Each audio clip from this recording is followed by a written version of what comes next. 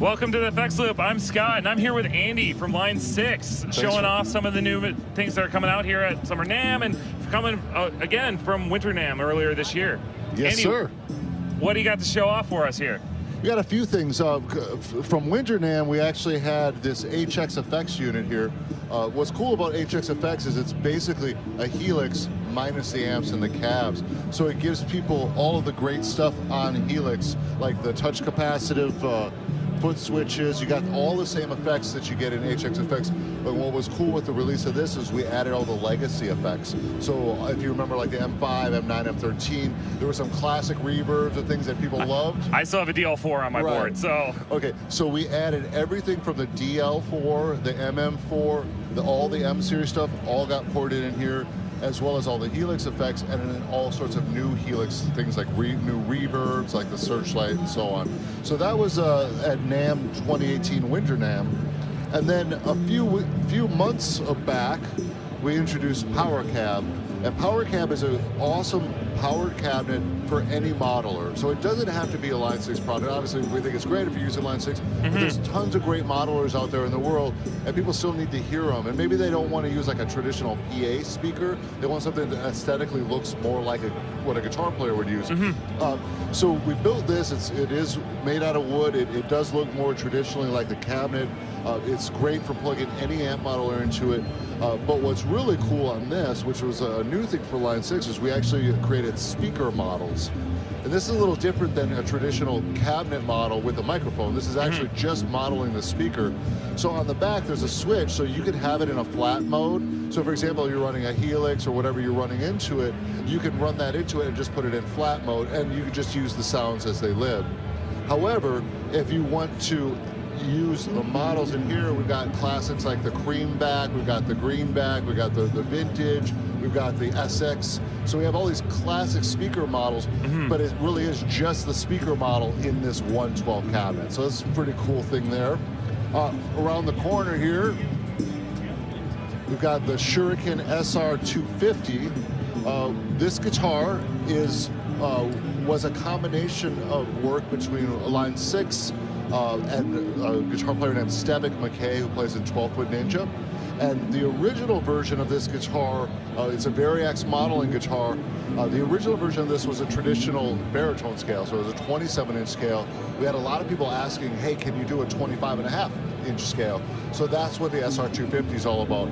But other than that, it's the exact same thing as far as the controls. Here, if you hold that there. So it's a normal guitar, a real traditional guitar with just a single humbucking pickup until you hit this button, and then magically it turns on all the Variax guitar modeling. So not only do you get all the different Variax models here, but you have all your tuning options here. So you can do switches on really quick transitions. When you take a look at the jacks, we have two jacks. We have a 1/4-inch jack, but then we also have what we call the VDI, or the Variax Digital Interface jack. So if you're using a Line 6 product that supports VDI, you can actually plug it in through VDI, and then you can actually change your tunings or instruments right off of the foot switches. So That's cool. Be part of your preset. So for example, if you're in a song where you want something in like a drop D tuning with like a Les Paul type of sound, and then the next preset you want like a 12-string acoustic guitar, you just press one button, and then magically everything changes. That's very cool. And also, just holding it real quick here, you got a really nice satin finish on it, real satin feel on the neck. It's a very comfortable guitar. It is. It's a great feeling guitar.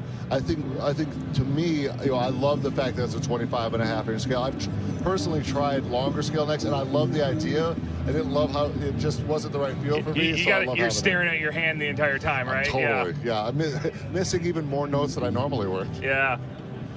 No, that's great. I'm looking forward to actually, once we're offline, we're going to fire these up and play with them a little bit.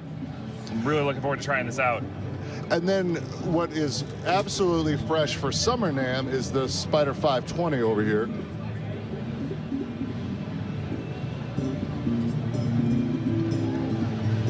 So that's a real convenient size. Yeah, so we've actually been making the kind of the 108 style, the 1/8-inch speaker for a long time, going all the way back to some of the earliest Spiders that we've done.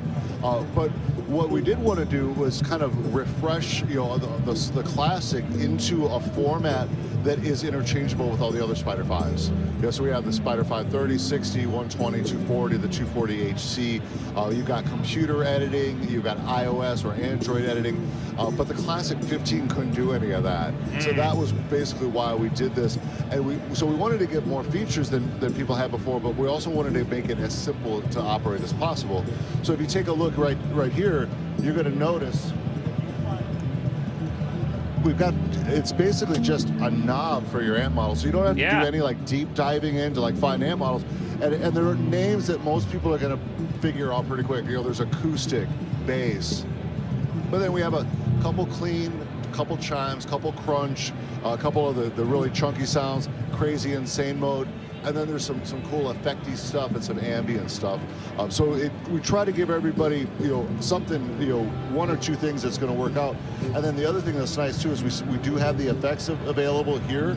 So if you don't know much about effects and you just want to learn about delay, you can just turn that knob up, for example.